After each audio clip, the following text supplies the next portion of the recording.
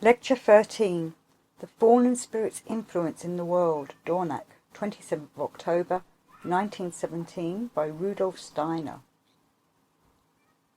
We are going to continue on the same theme, as this will provide a background for the evaluation of the significant events which now present themselves to the human mind, events in which humanity is now caught up and which are more significant than is often realized today.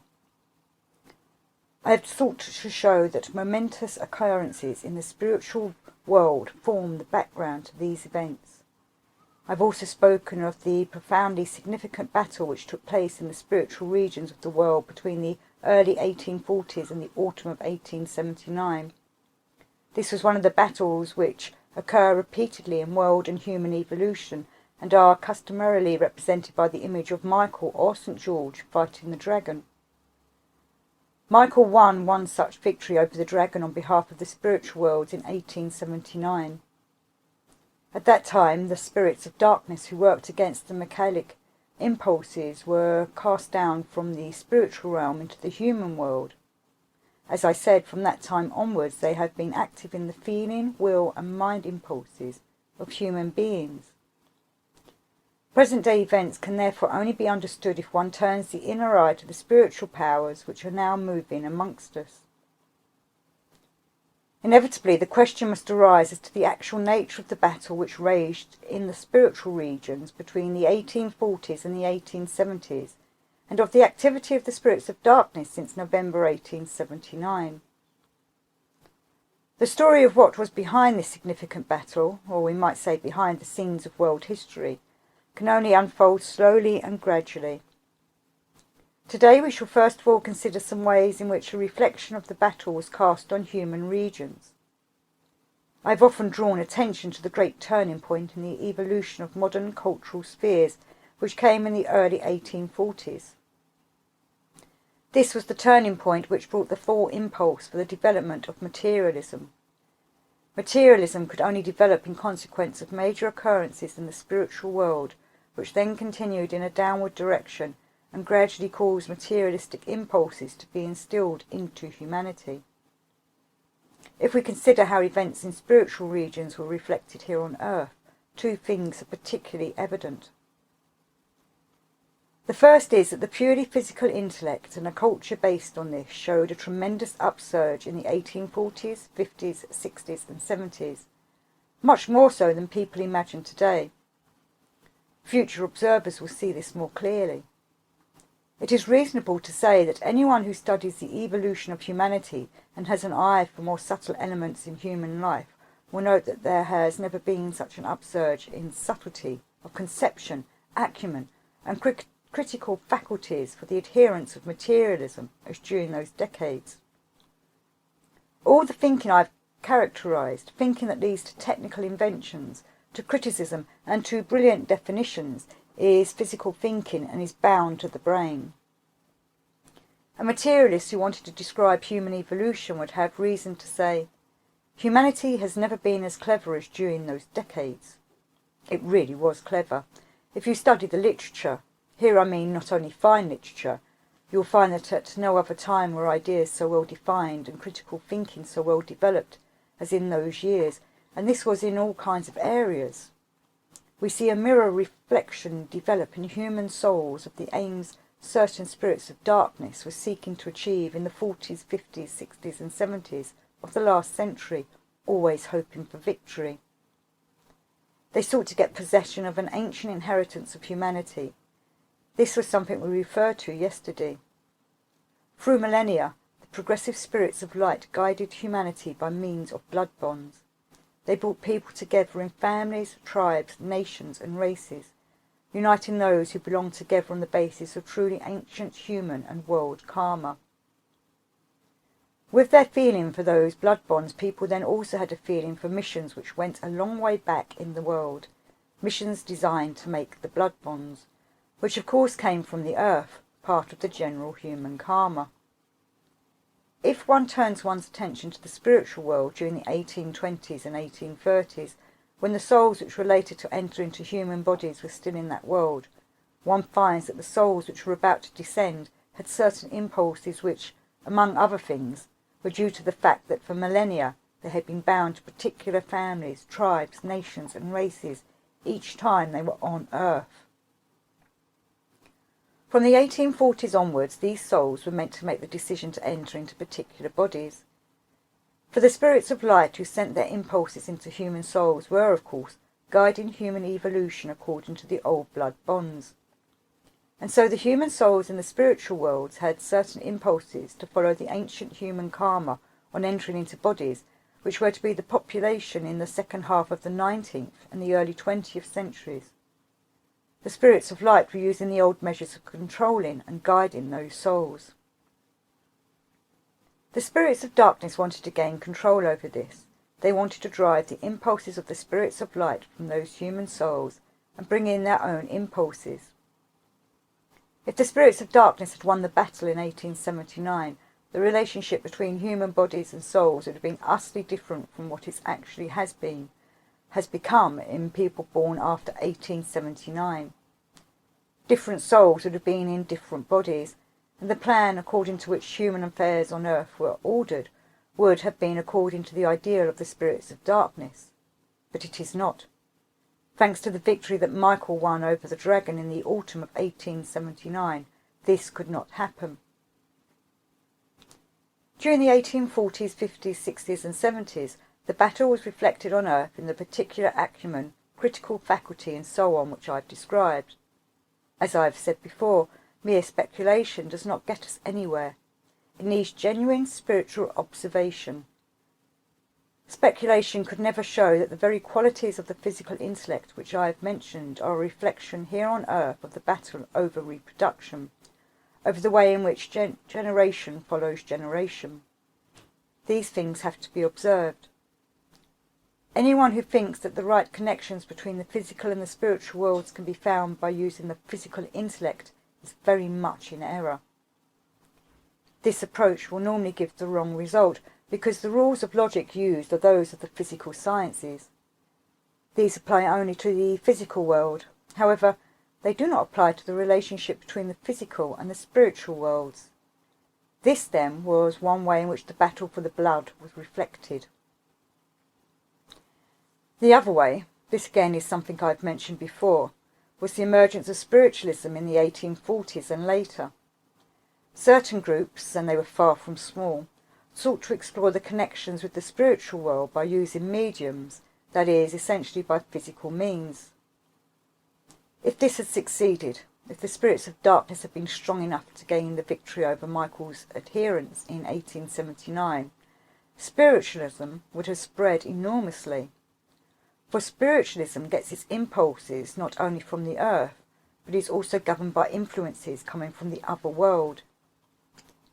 It is important to be very clear that this is not a matter of choice. It is not possible to be easygoing and say, either we accept such things or we refuse to accept them. It certainly is not like this. The things that happened in spiritualistic circles partly represented a significant intrusion of the spiritual world. They certainly arose from impulses which came from the spiritual world and were often closely bound up with human destinies. They were, nevertheless, a mirror reflection of the battle which had been lost in the spiritual region. This is also why spiritualism lost momentum and became so strangely corrupted after that point in time. It would have been the means by which people's attention would have been drawn to the spiritual world, and it would have been the only means if the spirits of darkness had gained the victory in 1879. If they had won, we would live in a world of indescribable acumen which would apply to all kinds of different spheres in life. Speculations on the stock exchange, which are sometimes quite dim-witted nowadays, would have been made with incredible acumen. This is one aspect. On the other hand, people far and wide would have sought to satisfy their spiritual needs by using mediums. So there you have what the spirits of darkness intended. Physical acumen on the one hand, and a way of seeking connection with the spiritual world based on reduced consciousness on the other. Above all else, the spirits of darkness wanted to prevent spiritual experiences, living experience of the spirit, from coming down into human souls. This was bound to come about gradually after their fall in 1879. The kind of spiritual experience which is utilised in the spiritual science of anthroposophy would have been impossible if the spirits of darkness had been victorious, for they would then have kept this life and activity in the spiritual regions. It is only because of their fall that instead of merely critical physical intelligence and the mediumistic approach, it has been and will increasingly be possible to gain direct experiences in the spiritual world. It is not for nothing that I recently told you how the present age is dependent on spiritual influences to a far greater extent than people believe. Our age may be materialistic and wants to become even more materialistic, but the spiritual worlds reveal themselves to human beings in many more places than one would think. Spiritual influences can be felt everywhere, though at the present time they are not always good ones. People often find it embarrassing to admit to others their knowledge of spiritual influences, but many things they do, or initiate, are done because something appeared to them in a dream which was a genuine spiritual influence. Ask poets why they have become poets. Speaking of the time when they first began to be poets, they will tell you that they had a spiritual experience which came as in a dream, and this gave them the impulse to be creative. Ask people who have started journals why they did so. I'm giving you facts, and they will speak of what they call dreams, though this was actually the transmission of impulses from the spiritual to the physical world. And there is much more of this, also in other areas, but people will not admit to it, for they think if they tell someone, I've done something or other because some spirit or other appeared to me in a dream, the other person will call them idiots. This, of course, is not a nice thing to hear. It is the reason why we know so little about what really goes on among people today. The things which now happen sporadically in one place or another are merely the vanguard of what will happen more and more. Spirituality will come to human beings because Michael won his victory in 1879. The fact that we have a science of the spirit is also entirely due to this. Otherwise the truths concerned would have remained in the spiritual worlds. They could not have come to dwell in human brains and would not exist for the physical world. You have been given images which may serve to demonstrate the intentions of the spirits of darkness in the 1840s, 1850s, 60s and 70s, when they fought the followers of Michael. These spirits have been down here among human beings from the autumn of 1879. They have failed to achieve their aims. Spiritualism will not become the general human persuasion. People will not grow so clever from the materialistic point of view that they fall over themselves with their cleverness. The spiritual truths will take root among human beings. On the other hand, the spirits of darkness are now among us. We have to be on guard so that we may realise what is happening when we encounter them and gain a real idea of where they are to be found. The most dangerous thing you can do in the immediate future will be to give yourself up unconsciously to the influences which are definitely present, for it makes no difference to their reality whether they are recognised or unrecognised. It will be the main concern of these spirits of darkness to bring confusion into the rightful elements which are now spreading on earth, and need to spread in such a way that the spirits of light can continue to be active in them. They will seek to push those in the wrong direction. I've already spoken of one such wrong direction, which is about as paradoxical as is possible. I've pointed out that while human bodies will develop in such a way that certain spiritualities can find room in them, the materialistic bent, which will spread more and more under the guidance of the spirits of darkness, will work against this and combat it by physical means. I've told you that the spirits of darkness are going to inspire their human hosts, in whom they will be dwelling, to find a vaccine that will drive all inclination towards spirituality out of people's souls when they are still very young, and this will happen in a roundabout way through the living body. Today, bodies are vaccinated against one thing and another. In future, children will be vaccinated with a substance that it will certainly be possible to produce, and this will make them immune so that they do not develop foolish inclinations connected with spiritual life. Foolish here, of course, in the eyes of materialists. A beginning has already been made. though only in the literary field where it is less harmful. As I have mentioned, learned medical experts have published books on the abnormalities of certain men of genius. As you know, attempts have been made to understand the genius of Conrad Ferdinand Meyer, Victor Scheffel, Nietzsche, Schopenhauer and Goethe by showing them to suffer from certain abnormalities. And the most astounding thing in this field is that people have also sought to understand Jesus Christ and the Gospels from this point of view. 2 publications are now in existence in which the origins of Christianity are said to be due to the fact that at the beginning of our era there lived an individual who was mentally and psychologically abnormal. This individual went about in Palestine as Jesus Christ and infected people with Christianity. These, as I said, are the beginnings in the field of literature. The whole trend goes in a direction where a way will finally be found to vaccinate bodies so that these bodies will not allow the inclination towards spiritual ideas to develop, and all their lives people will believe only in the physical world they perceive with the senses. Out of impulses which the medical profession gained from presumption, from the consumption they themselves suffered, people are now vaccinated against consumption, and in the same way they will be vaccinated against any inclination towards spirituality. This is merely to give you a particularly striking example of many things which will come in the near future, and in this field. The aim being to bring confusion into the impulses which want to stream down to earth after the victory of the spirits of light. The first step must be to throw people's views into confusion, turning their concepts and ideas inside out. This is a serious thing and must be watched with care, for it is part of some highly important elements which will be the background to events now in preparation. I am choosing my words with great care. I am saying in preparation, because I am fully aware that to say in preparation, after the events which have taken place in the last 3 years, is something significant. Anyone who is able to see more deeply into these matters knows them to be preparations. Only superficial people can believe that this war, which is not a war of the old kind, will tomorrow or the day after be followed by a peace of the old kind. You have to be very superficial to believe this. Many will believe it, of course, if outer events appear to be in accord with the notions some people have. They will fail to realise what actually lies dormant beneath the surface. It is interesting to consider the decades from the 1840s onwards, both in general and in detail. We have had a general characterisation of them in these last weeks, and I have to some extent gone over this again today.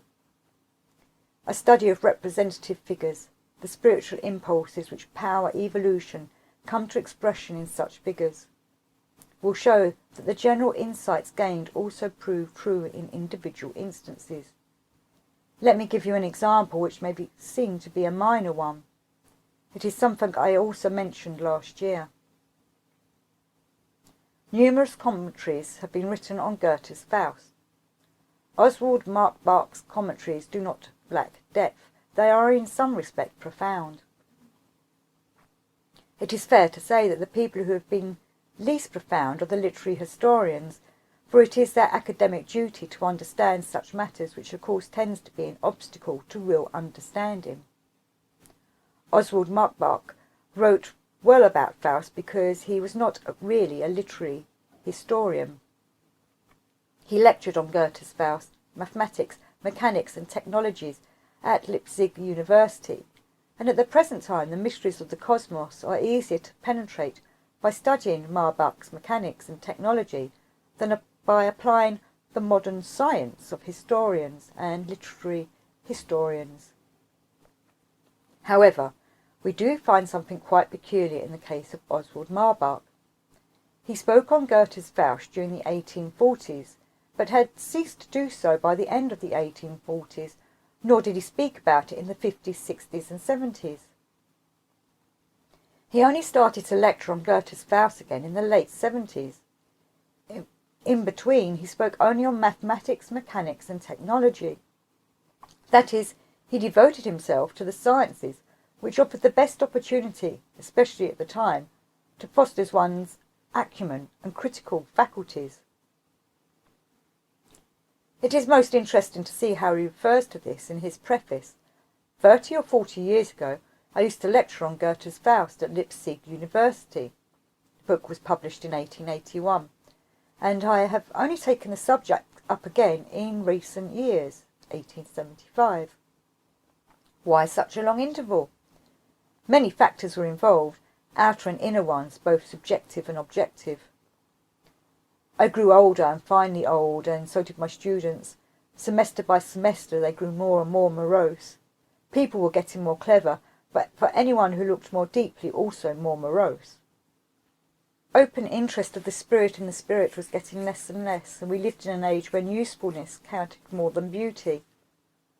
For 30 years I yielded to necessity rather than my own inclination, and put philosophy and poetry aside, teaching the exact science of mathematics, physics and mechanics instead. This was the time of materialistic acumen. One sentence in the preface is tremendously interesting, for it points directly to what mattered at that time. Marbeck states that in his conscious mind he always thought he was doing exactly what he wanted to do in the past, whether interpreting Faust or lecturing on technology. However, when he took up Faust again to interpret the work, he had to confess he had been under an illusion, for he had merely obeyed the spirit of the time.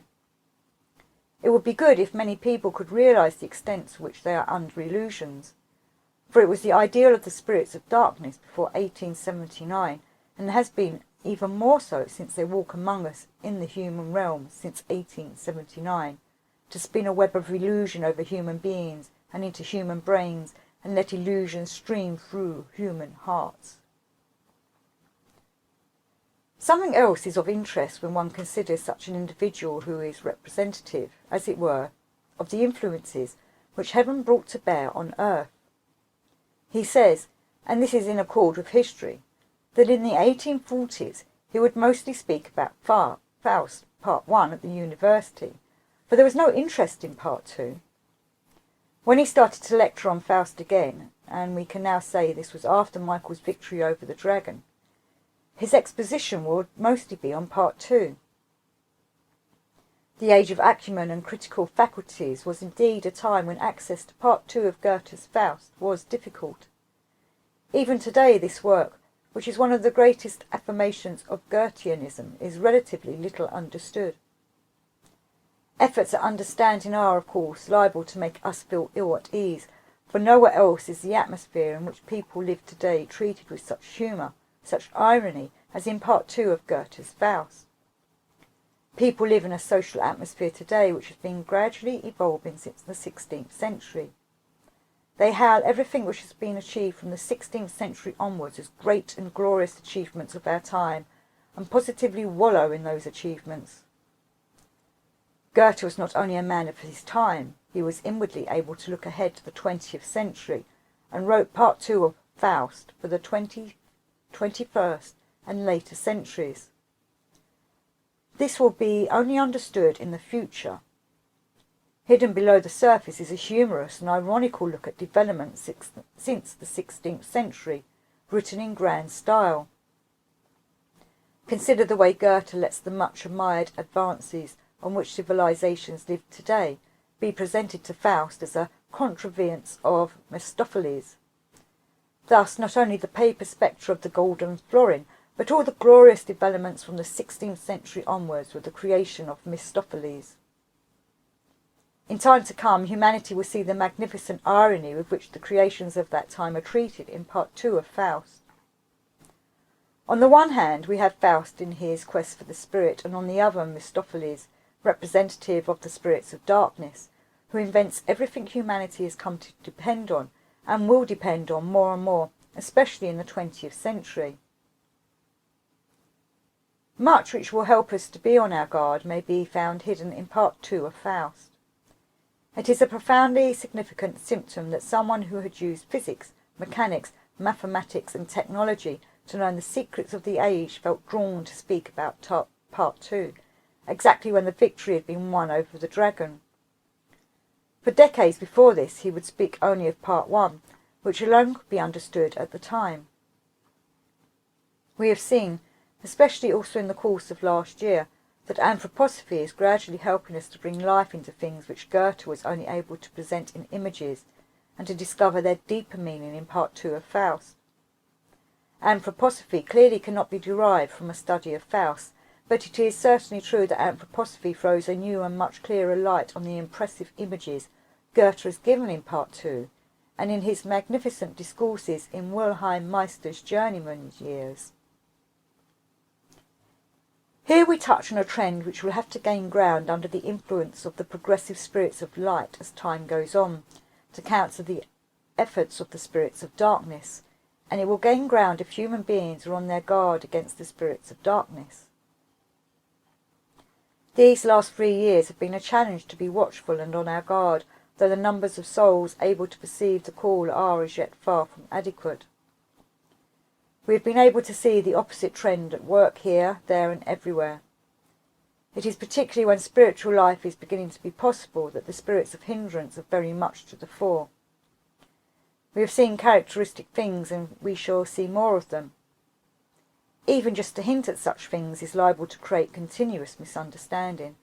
The spiritual atmosphere in which people live today is impregnated with the will to misunderstand to such an extent that one's words are immediately interpreted as something different from what they actually mean to convey. One has to use human words, and these have all kinds of associations. Today, so many people base their judgment on national passions that if one has in some way to characterize someone who belongs to a particular nation, simply as a human individual who is here on earth, this is taken amiss by people who also belong to that nation, despite the fact that something said about individuals who are involved in current events, for example, has nothing to do with one's views of some nation or other. The belief that the tempest now raging is caused by the things that everybody is talking about today is especially harmful, because it is especially senseless. The causes are much more deeply hidden and initially have really nothing to do with national aspirations in some respects. Please note I am saying in some respects. National aspirations are merely made use of by certain powers, but the majority of people are so superficial that they do not want to know about this. It will be some time before an objective view is taken in this area. Large sections of humanity find it easiest to ascribe greatness and far-sightedness to ideas which have arisen in a brain as limited as that of someone just out of teacher training college, who is let loose not just on a class of school children, but in this case on the whole of humanity. As I said on a number of occasions, it did not need this terrible time which has come upon us to form an objective opinion on Woodrow Wilson from the point of view of spiritual science. I spoke of this in the lectures I gave in Helsingfors in 1913. You can read it up in The Occult Significance of the Bhagavad Gita. There I spoke of the world schoolmastery of Woodrow Wilson and the shallow superficiality of the man. In those days, however, you were outside the spirit of the time when you spoke about Woodrow Wilson like this, for his grammar schoolboy essays on independence, culture and literature were then still being translated into European languages. It will be a long time yet before people will feel embarrassed at taking seriously the grammar school level policies of Woodrow Wilson. Spirits of darkness are at work everywhere to befog human minds. One day people will awaken from the mists and vapours in which they are now asleep, and they will find it hard to understand how people could have allowed themselves to be kept on leading reins by Woodrow Wilson and his wisdom in the early 20th century without feeling embarrassed. A moment of waking will only come when people begin to feel embarrassed at policies which are possible today. It is difficult to say truth-inspired things today because they sound too much in opposition to the ideas which have been inculcated into people's heads. And it is difficult to form an independent judgment in the atmosphere which has been produced not only during the last 3 years, but also through everything I have called a social carcinoma in the lectures I gave in Vienna. It is necessary to take these things with profound seriousness and not apply to them the concepts and ideas which people have been in the habit of using as their criteria. It will be necessary to realise that the present time demonstrates the inadequacy and indeed the utter uselessness of the ideas humanity has come to accept, and that in terms of world history it is indecent for people to base their judgment on the very ideas which have led to present events, when those events clearly show them to have been wrong. Do people think they can cure the ills of the present time by applying the same principles which have brought them about? If so, they are utterly deceiving themselves. Humanity has a certain sum total of cultural achievements which come from older times. These are now being used up. Every day brings evidence of their being used up without anything new taking their place. People are so little prepared today to understand and see through such things in their full seriousness. Many are still thinking exactly the way they did in 1913, in the belief that the understanding they had in 1913 will also be adequate for 1917. I do not have enough sense of reality to see that this kind of thinking has a great deal to do with the events of the year 1917, having brought them about, and that it cannot cure the ills we experience now in 1917. The need of the present time is that we go deeply into the events which have occurred since the fall of the spirits of darkness. We must gain as much insight as possible into the events of the 1880s, 1890s, and the first 2 decades of the 20th century. People are utterly confused in their judgment with regard to them. Neither do they have a real idea of the radical difference in the way people felt and reacted after 1879 compared to the way they did before 1879. Going into something like Part 2 of Goethe's Faust will also help us to progress. This work could not be understood in Goethe's time because it is a critique of what Goethe perceived to be the content of the 20th century. Characteristically, someone like Oswald Marbach only found access to Part 2 after the fall of the spirits of darkness. These are the insights and impulses which will help us to grow inwardly so that we may meet the needs of our time. Many of the needs sown before 1879 have not come to fruition, and in connection with this there is a significant question which should really cast its shadow on every human soul. Today I want to put it merely as a question. The events in which we are caught up today indicate where humanity stands now. What matters now is not merely to understand them, but to find a way out of them. Yet while there is so little will to penetrate the deeper, real impulses which have led to the present age, practical minds will not be able to understand these matters. It is wrong to think that no one has sufficient insight into the current situation. People simply do not want to listen to them, just as they do not want to know about such a thing as Goetheanism, which is also like the voice of the 20th century. Yet this voice will only be rightly understood if people seek to understand, seriously and in all dignity, the profound significance of the fall of the spirits of darkness in the autumn of 1879. To understand the present time, it will be necessary to understand the spiritual evolution of humanity. That is why I spoke of Oswald Marbach, whose poem I gave you last year to let you see how he looks at the past and ahead to the future. He wrote the poem to mark the anniversary when Goethe found entry into communities then called Masonic or the like, though in the 18th century this meant something different from what it means today. Goethe's viewpoint allowed him insight into many of the mysterious impulses which go through the world, things that people are too superficial to want to see. Oswald Marbach wrote these verses to mark the anniversary of Goethe finding his way to the world of the spirit. With you, my brother, father, sublime master, we now join hands across 100 years, to mark the steadfast love which does unite, and closely bind all independent minds. Greatest of spirits, mind most independent, all our endeavour is to reach your heights. We dedicate ourselves to you. We dedicate our sons, that one day achievement be the crown. You strove as we now strive, yet the soul of your endeavour, to gain self-knowledge, that will lead to wisdom, was always life itself with vigour lived, was power creative, actively progressing to works which rise into the light in glorious beauty for eternity. Like Israel, you struggled against God. until you won the victory over yourself. The mystery which now forever binds us will not be told to unenlightened souls. Yet make it known to all the world, in deeds of purest love that never tire, in the clear light which spirit gives to spirit, in life eternal which will never fade. Lead on then, Master, where you went before, we're drawn to follow in most ardent longing. Such is the mood that must unlock the gates of fulfilment.